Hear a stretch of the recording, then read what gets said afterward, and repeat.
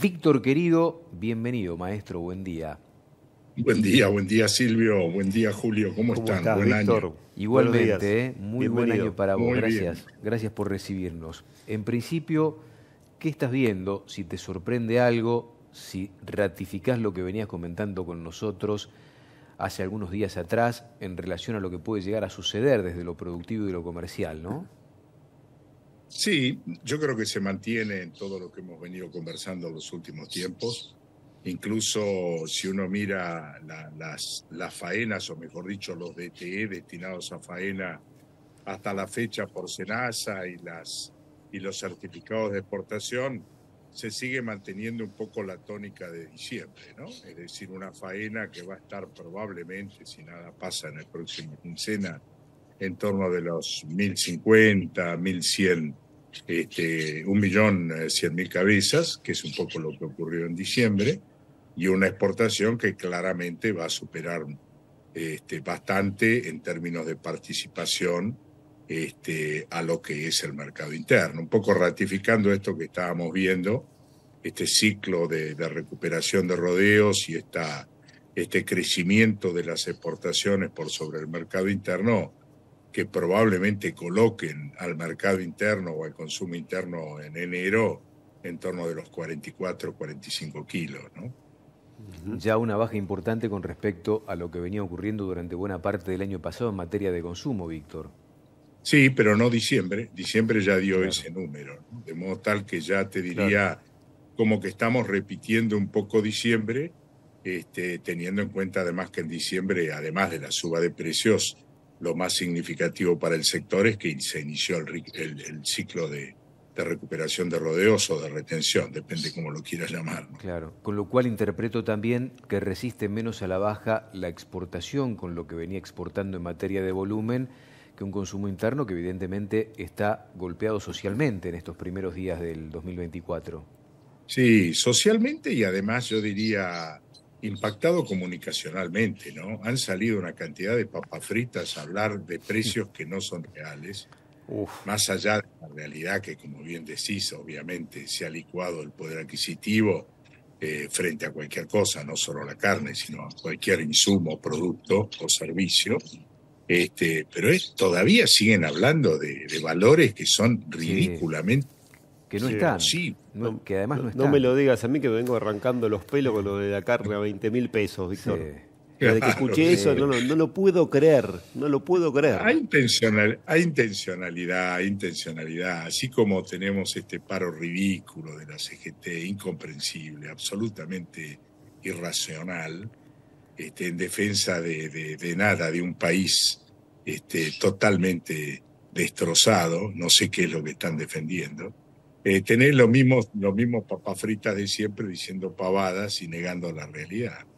Pero bueno, la realidad es esta. Yo creo que iniciamos este proceso claramente de cambio de ciclo y eso nos va a poner en un año en donde la oferta va a estar restringida respecto de lo que vivimos en los últimos 2 años y donde efectivamente la exportación va a tener un poder de fuego o un poder de compra que no tuvo durante los últimos 4 años. ¿Crees que la exportación va a poder aprovechar parte de estos 7 cortes que no se podían exportar, sobre todo Hacienda de calidad? Sí, yo divido a los 7 cortes como en dos partes, ¿no? Una tiene que ver con los 5 cortes del parrillero. No te olvides que en la distribución del mercado interno, normalmente cuando el carnicero pide, más allá de su media res, adicionales para vender, y más en esta época, piden lo que se conoce como el parrillero, ¿no? El Ujú. cuarto que integra asado, vacío, matambre, tapa de asado y falda. Y esos, yo creo que salvo para las vacas manufactura, o sea, C, D y E, el resto yo creo que va a ir mayoritariamente al mercado interno, que sigue siendo un mercado que paga muy bien por esos cortes. Y Ujú. esos representan el 75-80% de los 7 cortes que se liberaron. Y la que efectivamente va a ser difícil de encontrar probablemente sea la nalga, Claro. que tiene una enorme demanda internacional y que paga mucho mejor que lo que puede pagar un consumidor argentino para hacer milanesas, habiendo otros cortes mucho más accesibles que la propia nalga, ¿no? De modo tal que Ujú. te diría, va a tener algún impacto, sobre todo, insisto, en esa vaca C, D y E, que sobre todo la C, que está prohibida y que tanto nos cansamos de pedir que se libere, pero bueno, los cabezas de termo que estaban, Dios mío, ¿no? Dios mío, lo que hicieron. Víctor, tocaste recién un tema con esto de los cortes, muy interesante, porque también es, y hablando de esto de lo que se dice, ¿no? De lo que va a valer la carne y todo eso, yendo a los números bien fríos, un argentino hoy no paga más en el mercado interno el asado que lo que paga China, por ejemplo, por el promedio de cortes que compra. Porque viste que está muy también instalado eso de que y ahora si el asado se va a ir a China, entonces los chinos se van a comer el asado como si los chinos fueran a poner parrillas y fueran a comer asado y nos van a mandar, viste, por WhatsApp, mirá, argentino, me estoy comiendo yo tu asado, viste, una cosa así. No, coincido. Pero coincido. Si hoy acá tenés a 5.000 y pico, 6.000, un asado, que no te digo a los 6.000, pero por arriba de los 5.000 pesos, se sigue vendiendo y con cierta fluidez, ¿eso no es más de lo que está pagando China? Sí, definitivamente. Además, con cero engorro.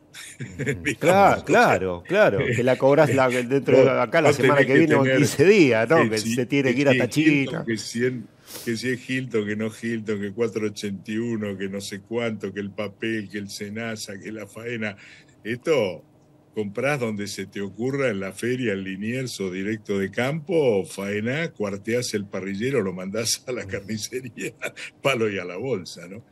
Y además hay una realidad, también es cierto que el asado no se consume o no tiene una demanda pareja los 12 meses del año, claro, ¿no es cierto? Claro. El asado claramente vale más durante, digamos, salvo ahora. en invierno, los meses, y ahora vale entre 5 y 7% más que el promedio anual. Claro. Para el mismo corte, vos tenés una demanda estacional muy fuerte ahora, la parrilla funciona a tope, y en invierno, obviamente, el asado cuesta colocarlo, ¿no? Pero cuesta colocarlo. Muchos incluso hasta se congelan para tener una buena venta a partir de diciembre, fin de año y el verano, ¿no? Pero bueno, es muy interesante el tema para seguirlo. En cualquier caso, la ridiculez de la prohibición de esa quita de exportaciones, sobre todo para categorías de bajísimo nivel de demanda interna, solo es imaginable en mentes que no tienen la menor idea de lo que administran. Yo digo, cuando uno más profundiza lo que pasó, más bronca te da haber tenido funcionarios de esa calaña, ¿no?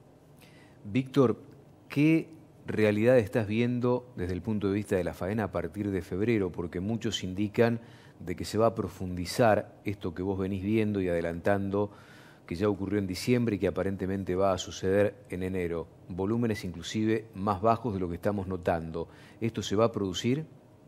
Sí, totalmente. Acá hay que tener en cuenta que al ciclo de recuperación de rodeos, a mí no me gusta llamar ciclo de retención porque la palabra es como que te diera una sensación de que hay una especulación detrás. Uh-huh. Y la verdad que lo que va a haber es la necesidad de recuperar las brutales pérdidas que tuvimos y liquidación de stocks.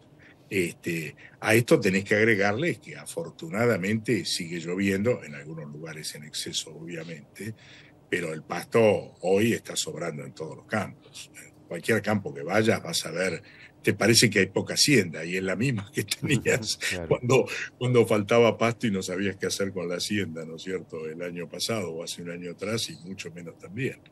De modo tal que ahora se inician los procesos de recría, se reinician los procesos de recría y en promedio y en recría pastoril, no digo las recrías suplementadas o muy bien manejadas, las ganancias están en torno de los 500 gramos, cuando en un corral ese mismo animal te gana 1,1 kg, 1,2 kg, sin calentarse demasiado, de modo tal que como mínimo los procesos para llegar a la faena, además de meterle más kilos, te van a llevar el doble de tiempo. Entonces vas a tener menos hacienda, porque hay menos hacienda encerrada, vas a tener un crecimiento importante de lo que es la recría y el engorde pastoril, y se te van a alargar los tiempos. Va a haber un periodo en que la faena va a ser escasa justamente porque los animales van a estar comiendo pasto y ganando menos kilos por día. ¿Esto cuándo lo vamos a empezar a notar? ¿El mes que viene ya? Ya. Sí, sí, yo creo que ya arrancó, porque si yo te digo que estamos en un nivel de faena parecida a la del año pasado, te digo, ya caímos mínimamente entre 100 y 120.000 cabezas menos por mes y podemos llegar a tener meses, bueno, febrero es un mes muy corto, ¿no? Pero podemos llegar a tener meses de 900.000 cabezas y ese es un número chico cuando lo mirás en la historia, ¿no? Claro, esto evidentemente va a generar una confrontación entre oferta y demanda, no hay duda de esto, ya ha ocurrido millones de veces. Claro, el punto es lo que no sabemos, que siempre se habla de elasticidad, de la inelasticidad de la carne ante el consumidor, cuál es el piso, si el piso es 40, 39, 42, Claro, 44. Hay un piso en que determinado nivel de consumidores va a resistir y va a pagar valores que a lo mejor otros no pueden pagar, y esto va a ser así. Y claramente, más allá de si finalmente suben o no suben al 15% las retenciones, si el dólar no se queda, que es uno de los temores que tienen todos los analistas políticos, si sigue acompañando medianamente el poder de compra, y te diría, la exportación va a estar muy competitiva. muy ¿Viste competitiva. la novedad de las aprobaciones de Israel de carne con hueso para Uruguay y para Paraguay? Es una, yo diría que estamos muy cerquita. Cuando nuestro presidente visite Israel, no me sorprendería que vuelva con el huesito bajo el brazo, ¿no? Es un tema, bueno, a tener en cuenta y analizar. Ahora, la pregunta que le hice a José Arrieta, asesor del sector porcino, te la traslado a vos, porque el secretario Vilela estuvo exponiendo en comisión en la legislatura la semana pasada y dijo que Argentina debería ir a una proporción como la que tiene Brasil desde el punto de vista de la exportación de grano, de maíz concretamente, que el 70% de su producción lo genera en proteína animal y exporta el 30% y Argentina tiene una relación inversa. ¿Qué debería ocurrir en la Argentina para que empecemos a andar por ese camino? A ver, yo creo que está ocurriendo. Justamente lo que debería ocurrir es lo que este gobierno está tratando de implementar, que es liberar los mercados, tener digamos así, una acción muy clara respecto de la vuelta a los mercados internacionales, a la mejora de la competitividad de las exportaciones, a tratados de libre comercio que no descarten que finalmente Europa-Mercosur se cierre, y si eso ocurre tenemos otros mercados en los que se está trabajando, poco se habla, pero se ha trabajado bastante bien, que no estamos tan lejos. Y esto es lo que ha hecho Brasil, y sobre todo diversificar. Digamos, Argentina prácticamente sudeste asiático y Medio Oriente muy poca importancia le ha dado, y cuando vos mirás el mix de destinos de Brasil, te encontrarás que para Brasil China es muy importante, pero no es tan relevante como para Argentina, y ha desarrollado mercados en el sudeste asiático y Medio Oriente y norte de África que son tremendamente importantes. O sea que me parece que todo esto que estaba letargado por las intervenciones y por el freno y la falta de previsibilidad que el gobierno anterior puso sobre esto, me parece que con este gobierno volvemos a subir a la autopista. Esa es mi expectativa. A lo mejor me ves demasiado esperanzado, sabemos que no es fácil lo que están proponiendo y mucho menos cambiar la cultura en meses de lo que fueron años de intervención y de estatismo y de papá Estado, pero si efectivamente logran tener éxito y dependerá mucho de nosotros, realmente podemos ir en el camino que Brasil también está marcando. Víctor, nos pasaste, vos tenías una inquietud, Julito, Sí, perdón. sí, que tiene que ver con algo que charlábamos temprano hoy con Silvio, y que tiene que ver con la relación gordo-invernada y cómo en estos primeros momentos del año empezó a ser un poco más habitual, 15, 20%, según los números que uno vaya tomando. Pero bueno, si lo comparamos con el año pasado, la relación era totalmente distinta y extraña, ¿no? Invernada más barata que el gordo, bueno, por la cuestión que ya sabemos, ¿no? No, eso olvídate, Julito, eso. Bueno, No ahí te iba. diría. Ahora, ¿qué tenemos Sí. que esperar? ¿Que esa brecha se amplíe o el faltante de gordo puede hacer que se mantenga por este 15 que más o menos tenemos ahora? No. Yo creo que se va a ampliar. Se va a ampliar, bien. Sí, Bien. digamos, vos tenés a lo largo de muchos años una media histórica de 1,18,1 a lo largo del año. Por supuesto que ese es el promedio de 12 meses. Después tenés los estadios estacionales que marcan obviamente los momentos de mayor oferta, que arrancarán en marzo y se llegarán hasta junio o principios de julio, que es cuando más oferta de ternero hay. Ahí podés tener una brecha un poco más chica y después, digamos, sin intervención, eso es lo que ocurre. Estacionalmente eso es lo que ocurre, que tiene que ver justamente con la oferta de invernada. Mi sensación es que además de acompañar la curva, que este año creo que va a ser una curva marcada bien claramente por el mercado, se va a ampliar la brecha. Esa es mi sensación, sobre todo, y esto sí, hasta ahora los mercados estarían marcando eso, si la relación con el maíz se pone más atractiva de lo que estuvo el año pasado. Víctor, vos hiciste un cuadrito, nos pasaste un cuadrito, vamos a ver si lo podemos poner en pantalla, evolución de precios a diciembre 23, que ya lo vemos en pantalla, sobre el IPC, la carne, el índice novillo, MAG y el ternero de reposición. Explícanos este cuadrito, por favor.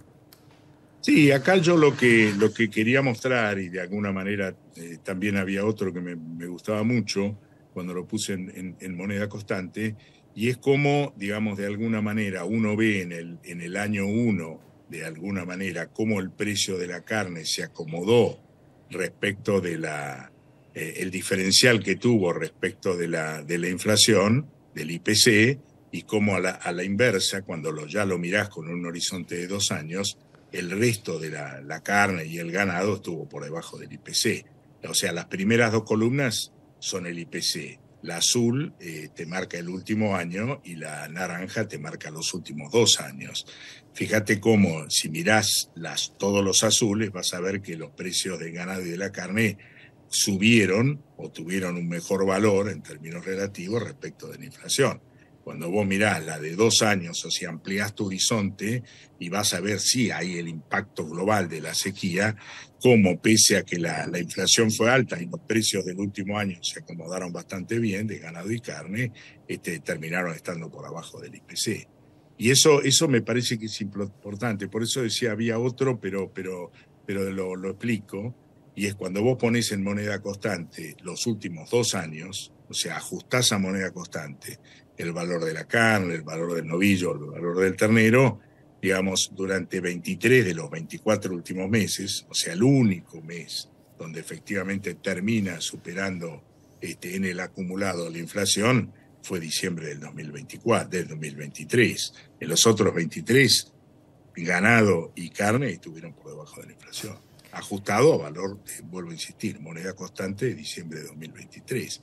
Y eso muestra el gran impacto de lo que ocurrió en la ganadería, la pérdida de rentabilidad y de alguna manera para el consumidor, que nunca te lo va a reconocer, y menos algunos analistas malintencionados o mal informados, como que la carne se disparó, que la carne estuvo arriba de cualquier cosa. Y la verdad, cuando mirás 2 años, la carne 23 de los 24 meses estuvo por abajo de la inflación. Y eso generó el quebranto que generó, y por el quebranto que generó, los productores tuvieron que liquidar, no tuvieron opción, no tuvieron chance de suplementar el ganado para sostenerlo, como ocurrió en el Uruguay. Impecable como siempre, Víctor. Te mando un fuerte abrazo, gracias por compartir este momento con nosotros. Un placer, chicos, un placer, y bueno, nos veremos ya personalmente al regreso no digo de vacaciones porque no paro. Pero, te vemos, sí, lo notamos. A disfrutar, todavía a disfrutar un rato más. Dale, Víctor, nos vemos a la vuelta. Canal Rural sabe que lo mejor es tener todo al alcance de la mano. Bajate nuestra app y en un clic podrás ver todos los remates de la jornada, televisados y por streaming. Y como siempre, toda la información de elrural.com que consultás para decidir. Bájate la app y mantenete siempre informado.